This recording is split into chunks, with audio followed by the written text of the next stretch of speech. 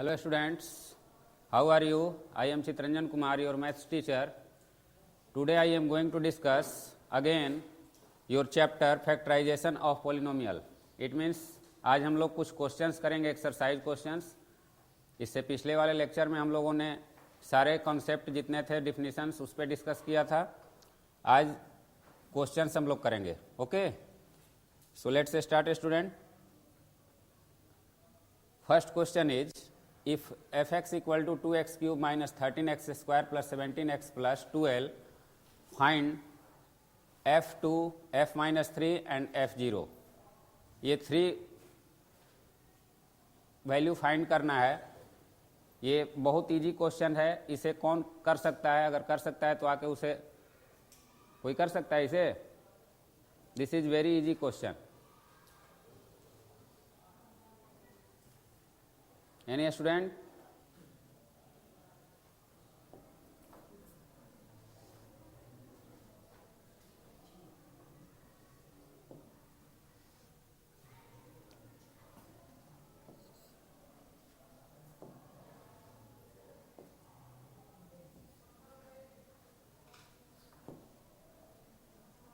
Given that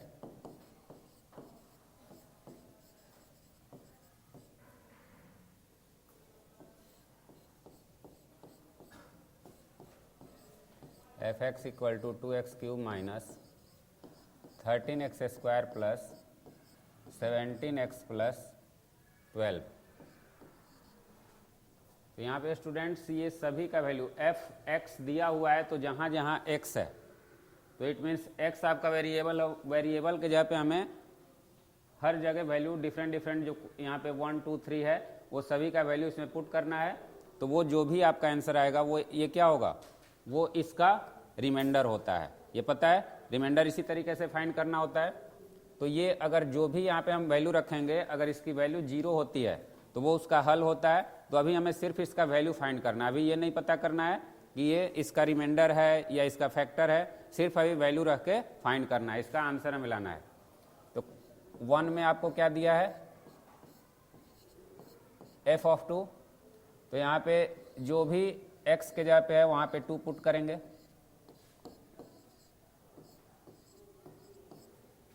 plus 17 into 2 plus 12. 2 into 4 minus 13 into 4, sorry यहाँ cube है,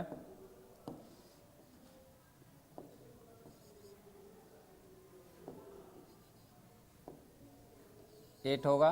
13 into 4 plus 34 plus 12. Now 16 minus 52 plus 34 plus 12. अब students इसे add करने पे क्या होगा, 62 में भी 62 होगा.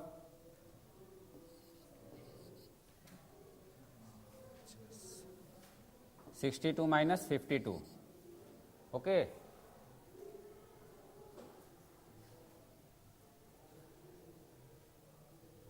ठीक है. तो इसकी वैल्यू क्या होगी, 10 होगी. This is your answer. It means x के जगह पे अगर हमने 2 पुट किया तो इसकी वैल्यू क्या होगी, 10 आएगी. तो इसी तरीके से सिमिलरली सभी को पुट कर लेना है. तो ये आप कर सकते हो. तो इसका 0 का वैल्यू अगर हम पुट करेंगे तो आप बता सकते हो कि क्या होगा. इसे वर्बली भी आप लोग देख करके भी बता सकते हो, कैलकुलेट करके. इतना आपको करना होगा. अभी तो ये आप लोग इसको सिर्फ सॉल्व कर रहे हो, आपको सिखाया जा रहा है कि इस तरीके से सॉल्व होता है. इसके आगे इसका यूज डिफरेंट तरह से होगा. इसका यूज कैसे होगा तो बाकी दोनों हो जाएगा. Now the next one, verify whether the indicated number are zeros of the polynomial corresponding to them in the following cases.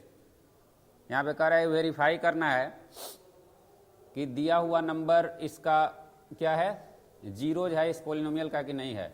यानी ये जो नंबर दिया है ये इसका जीरोज है कि नहीं. तो अभी हमने क्या इसको रख करके पुट किया था इससे पहले वाले क्वेश्चन में, तो उसकी वैल्यू 0 नहीं आई थी. अगर 0 आ जाती तो उसका 0 होता.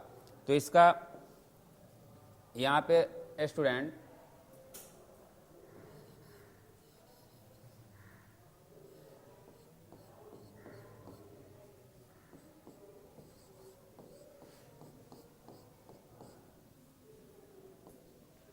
And x equal to -1/3। तो अब ये बताना है कि ये जो गिवन है ये इसका जीरो है कि नहीं है। तो we know that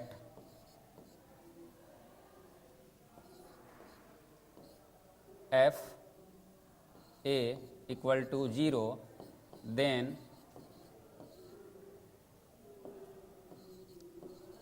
a is the zero of fx। ओके, यदि a रखने पर यहाँ पे a is the zero of fx, अगर ये इसका वैल्यू जीरो हो गया तो यहाँ पे a क्या होता है, जीरो हो जाता है। इट मीन्स a की वैल्यू जो भी होती है वो जीरो हो जाती है। तो x के प्लेस पे हमें क्या यहाँ पे -1/3 रखना है। तो वही फॉलो करेंगे, f -1/3।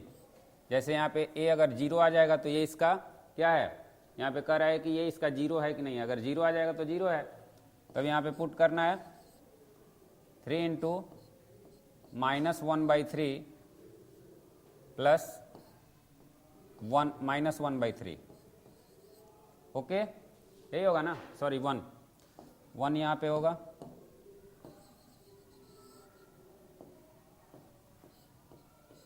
अब ये कैंसिल हो जाएगा तो इसकी वैल्यू क्या होगी, -1 प्लस 1, तो ये भी कैंसिल हो गया, 0।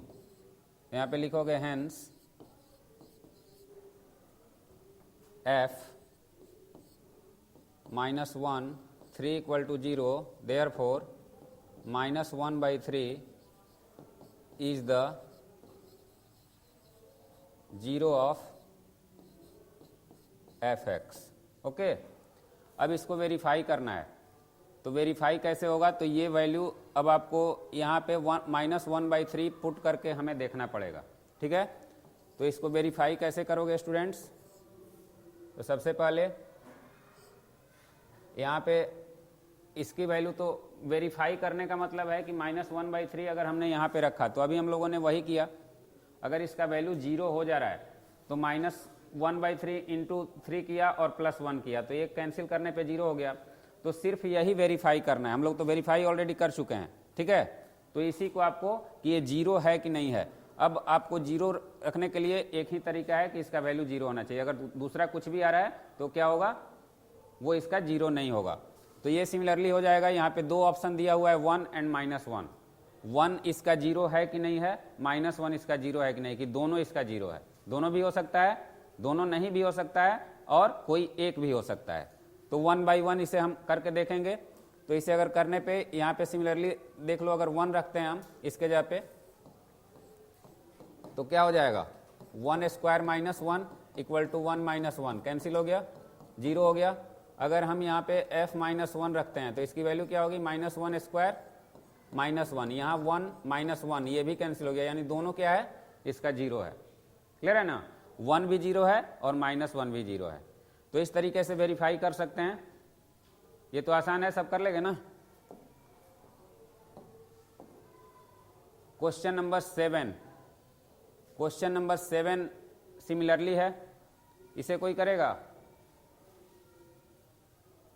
एनी स्टूडेंट्स ट्राई करो। जीरो फाइंड करना है कि ये इसका जीरो है कि नहीं है। ठीक है,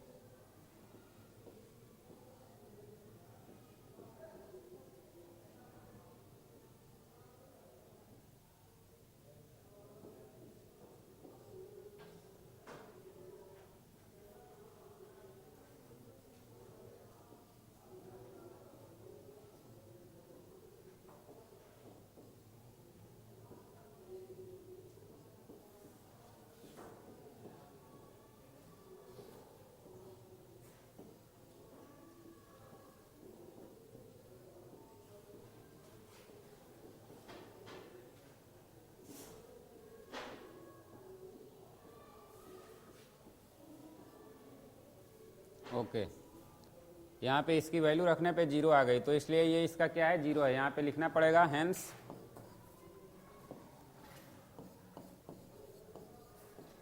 -m/l is the 0 of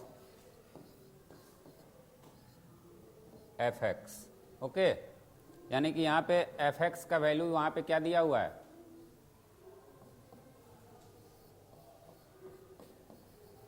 where x equal to, पूरा यहाँ पे डिटेल में आप लिख देना, ठीक है, x equal to -m/l। Last one हो जाएगा, question number 8। This is very easy. Next question है, if x equal to 2 is a root of polynomial f(x) equal to 2x² - 3x + 7a, find the value of a। Any students can do this? Come.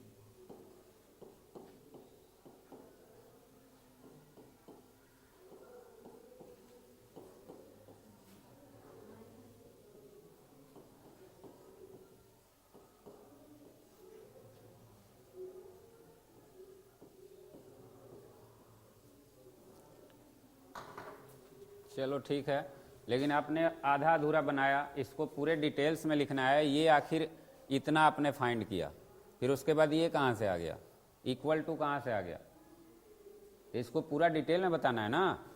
ये आप, ये तो plus में है, फिर ये equal to कैसे हो गया, रीजन दोगे ना, तो रीजन देना पड़ेगा, ठीक है। सबसे पहले लिखोगे x इक्वल टू 2 गिवन है, तो रूट का मतलब क्या होता है, इसका 0 है। तो यहाँ पे अगर x इक्वल टू 0, चलो आपने आंसर ये किया, लेकिन इस तरीके से अधूरा नहीं बनाना है स्टूडेंट्स, ठीक है। सबसे पहले यहाँ पे लिखोगे given that x equal to 2, ठीक है। ये क्या है, is root of fx। Okay, fx की वैल्यू क्या है, 2x² - 3x + 7a। अब यहाँ पे we know that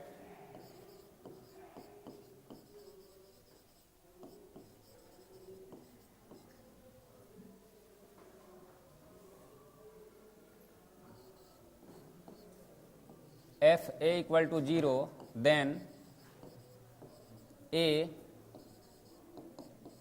is the root of,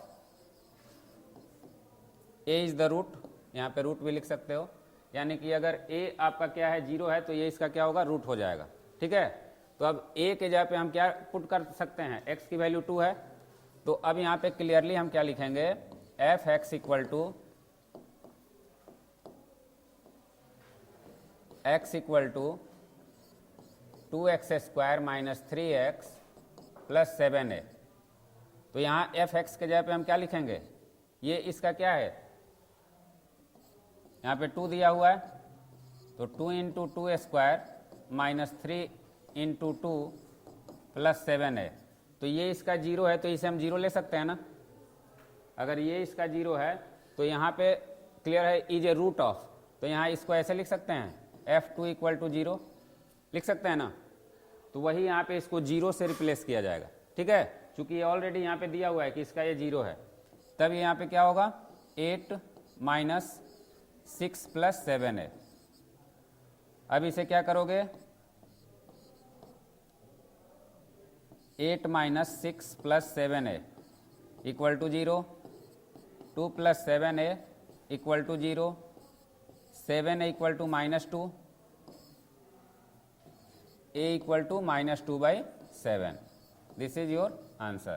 तो a की वैल्यू पूछ रहा है, तो ये कहाँ से, इसको 0 से हम कंपेयर क्यों करते हैं, ये रीजन देना पड़ेगा, क्योंकि रूट हमेशा क्या होता है, उसका वैल्यू रखने पे 0 आता है, तो ये रीजन हर जगह आपको देना पड़ेगा, ठीक है, नहीं तो ये आधा अधूरा हो जाएगा, फिर गड़बड़ हो जाएगा, ठीक है। तो समझ में आ गया सबको कि ये की वैल्यू कैसे फाइंड करनी है। अब नेक्स्ट है आपका, इसमें if x equal to 0 and x equal to -1 are the roots of polynomial f x equal to 2x³ - 3x² plus ax plus b, find the value of a and b, दोनों की value find करनी है। अभी आपने क्या value find किया था, सिर्फ a का, अब a और b दोनों का वैल्यू फाइंड करना है। कोई कर सकता है a और b दोनों का? तो इसको सबसे पहले स्टूडेंट यहां पे दिया हुआ है, since given that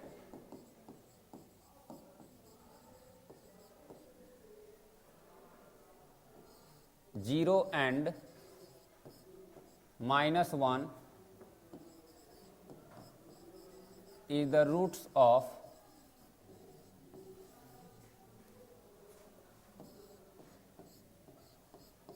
f(x) equal to 2x³ minus 3x² plus ax plus b, ये दिया हुआ है।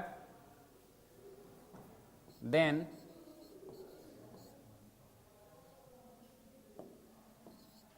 f(0) इक्वल टू 0, ये होगा ना, यानी जब ये रूट है तो f(0) इक्वल टू 0 होगा। तो अब वही हम यहाँ पे पुट करते हैं, f(0) की वैल्यू क्या है, तो f(0) की वैल्यू हो जाएगी 2 इंटू, इसको ऐसे लिख लेते हैं, f(0) equal to 2 into 0³ minus 3 into 0² plus a into 0 plus b, f(0) equal to 0 minus 0 plus 0 plus b, it means f(0) equal to b, then b equal to 0 हो जाएगा, क्योंकि यहाँ पे 0 है। क्लियर है, इसको रिप्लेस कर लेंगे तो b की वैल्यू क्या हो गई, 0, तो एक आंसर हमारा आ गया। अब फिर अगेन हम क्या करेंगे, नाउ f-1 है ना, f-1 equal to 0, then f-1 equal to 2 into -1³ minus 3 into -1² plus a into -1 plus b। अब स्टूडेंट्स यहाँ पे इसकी वैल्यू -1 को 3 टाइम मल्टीप्लाई होगा तो माइनस होगा तो -2 हो गया, ये प्लस होगा, ये -3 हो गया, ये आपका क्या हुआ, -a हुआ और ये b हुआ। अब यहाँ पे -1 b का वैल्यू यहाँ पे गिवन है, क्लियर है, b का वैल्यू गिवन है तो उसे हम रिप्लेस कर लेंगे, -5 -a प्लस 0, तो अब इसे हम रिप्लेस कर सकते हैं, यहाँ पे 0 equal to -5 -a, now -5 equal to a, इसे हम ये भी लिख सकते हैं a इक्वल टू -5। तो आपका आंसर क्या हो जाएगा, a equal to -5 and b equal to 0, this is your answer. तो 1 बाई 1 हमें यहाँ पे पहले a की वैल्यू फाइंड करनी है, तो दोनों को जब हम पुट करेंगे 1 बाई 1, अगर सपोज करो इसका वैल्यू हमें 0 नहीं आता तो इसका इक्वेशन बनाना पड़ता। अगर यहाँ a की वैल्यू अगर 0, यहाँ पे ये a के साथ यहाँ पे क्या था, 0 था, इसलिए अगर सपोज करो 1 रहता, यहाँ पे एक इसके प्लेस पे, x के प्लेस पे 1 रहता, तो a प्लस b हमारा होता, कोई इक्वेशन बनता, तो 2 इक्वेशन बनते, दोनों इक्वेशन को सॉल्व करके हम a और b का वैल्यू फाइंड कर सकते थे। लेकिन यहाँ फाइनली b का निकल गया तो उसी को हम क्या कर देंगे, सब्सटीट्यूट कर देंगे। तो यहाँ पे सब्सटीट्यूट किया गया, ठीक है, इस प्लेस पे हमने a की वैल्यू को सब्सटीट्यूट की, b की वैल्यू को, b इक्वल टू 0, ठीक है, कोई दिक्कत नहीं है अब इसमें। Now the next one, find the integral roots of the polynomial f(x) equal to x³ plus 6x² plus 11x plus 6। सबसे पहले क्वेश्चन समझो, यहाँ पे क्या दिया हुआ है, find the integral roots of the polynomial f x equal to x cube plus 6x square plus 11x plus, जितने इंटीजर्स वाले रूट हैं वो सब फाइंड करने हैं। तो मैं क्या बताया हूँ यहाँ पे, इसे करने का क्या तरीका है, इसे दो तरीके से किया जा सकता है। एक तो यहाँ पे जो आपका जो कांस्टेंट टर्म है इसको फैक्टराइज करो, यानी 6 का यहाँ पे फैक्टर्स ऑफ 6 इक्वल टू क्या क्या है इसके factor, plus minus 1 plus minus 2 plus minus 3 and plus minus 4, sorry 6 है, यही है, इसके अलावा कुछ नहीं है। तो ये सबसे मतलब एकदम ये तरीका है, मतलब इसका कोई ये नहीं है कि आप गड़बड़ कर सकते हो। इसके अलावा भी आप बहुत ये से किया जाता है कि अंदाज से इसको फैक्टराइज कर लिया जाता है, लेकिन ये तरीका जब आप आजमाओगे तो सबसे पहले यहाँ पे ये फैक्टर्स आपने कर लिया, तो अब यहाँ पे लिखोगे f x equal to x cube plus 6x square plus 11x plus 6 में लिखोगे here the factor of 6 is 1, then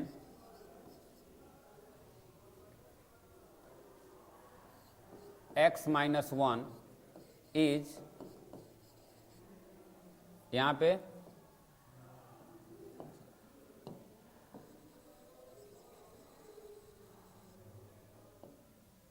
then we will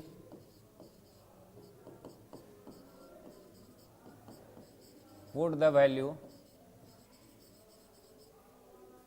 1 on the place of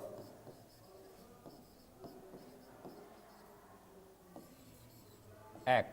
ठीक है, x के प्लेस पे हम क्या करेंगे, ये 1 की वैल्यू को पुट करेंगे। अगर ये वैल्यू 0 आ गया तो ये 1 क्या होगा, उसका 0 हो जाएगा। क्लियर है, तो 1 0 जैसे ही होगा तो उसका फैक्टर क्या हो जाएगा, x minus 1।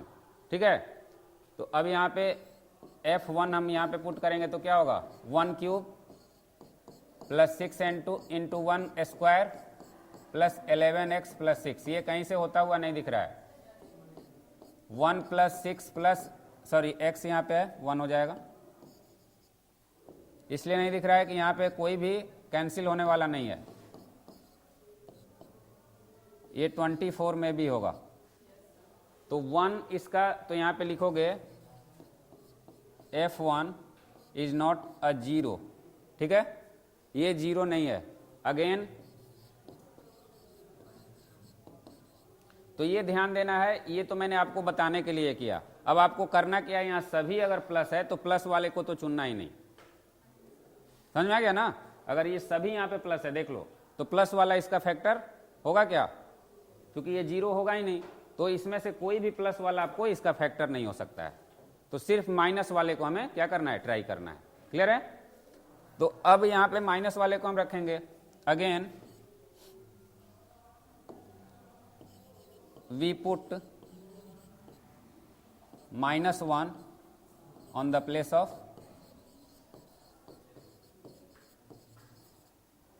x, f minus 1 equal to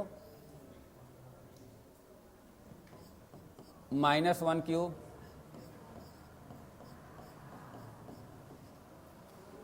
plus 11 into -1 plus 6। अब स्टूडेंट्स इसे देखो, -1 प्लस 6 माइनस 11 प्लस 6, 12 माइनस 12, ये क्या हुआ 0। तो f minus 1 equal to 0, then x plus 1 is the factor of fx। Okay, ये इसका फैक्टर हो गया। ये फाइंड करने के लिए हम यहाँ पे माइनस अगर रखते हैं तो हमारा फैक्टर क्या होता है, प्लस होता है। क्यों, क्योंकि हमने x प्लस 1 इक्वल टू 0 करते हैं तो x की वैल्यू तभी तो -1 आती है, ठीक है। तो ये अगर माइनस है तो यहाँ पे प्लस होता है, अगर प्लस होता है तो माइनस। तो इसका मतलब है अब हमें एक फैक्टर मिल गया। तो दूसरा फाइंड करने के लिए क्या किया जाएगा, इसे दो तरीके से किया जाता है। एक तो आप डिवाइड कर लो, एक तो आप डिवाइड कर सकते हो, तो डिवाइड करोगे तो जो भी उसका रेस्ट पार्ट बचेगा उसे आप क्या करोगे, फैक्टराइज कर लोगे। और एक क्या किया जाता है, एक इसी में आपको इसको ब्रेक कर दिया जाता है, ठीक है, उसी के हिसाब से ब्रेक कर दिया जाता है। तो वो भी मैं बताऊंगा, पहले एक तरीका बता लूँ, आगे क्वेश्चन में उसे ही मैं डिस्कस करूंगा।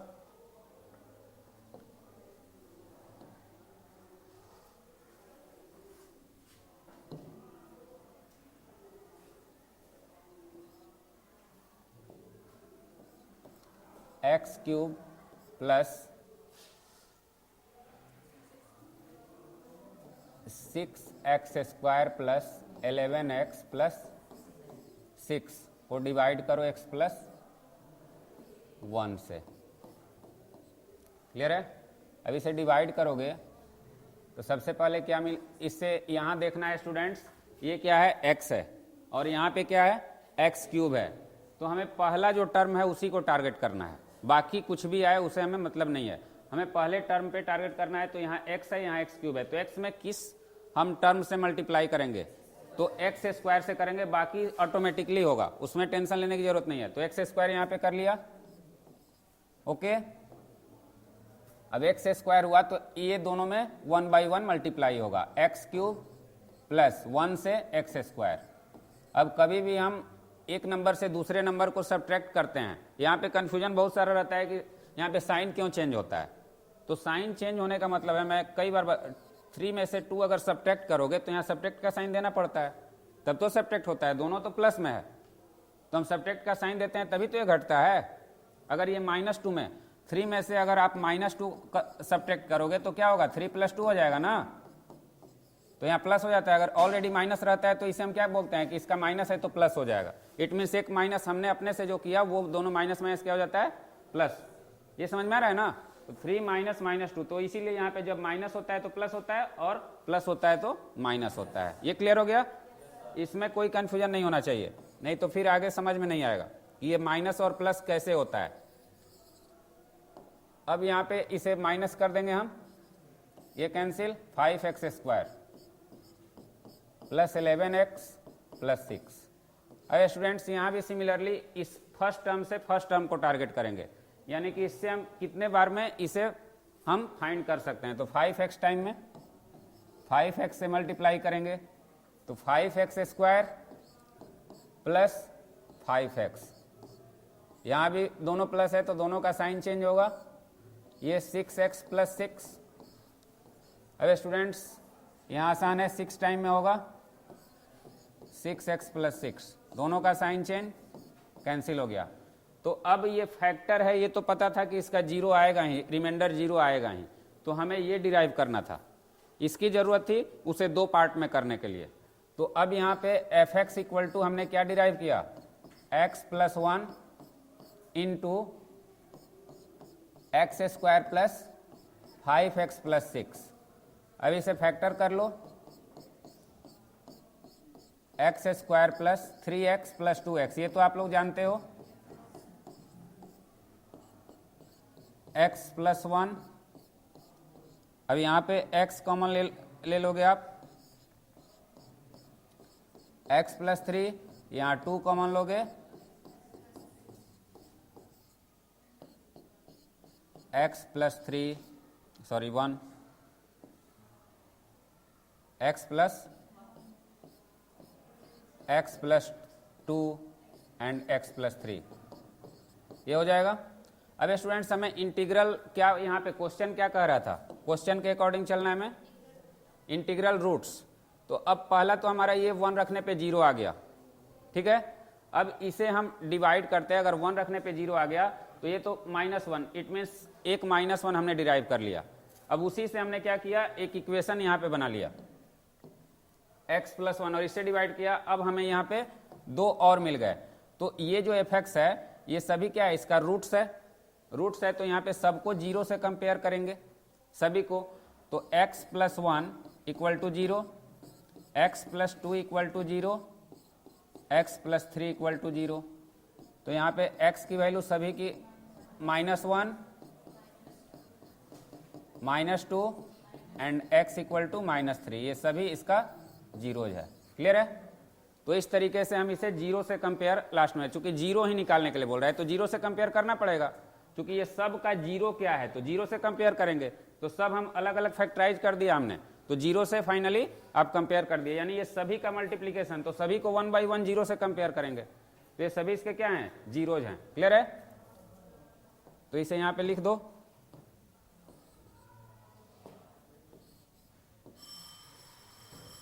Zeros of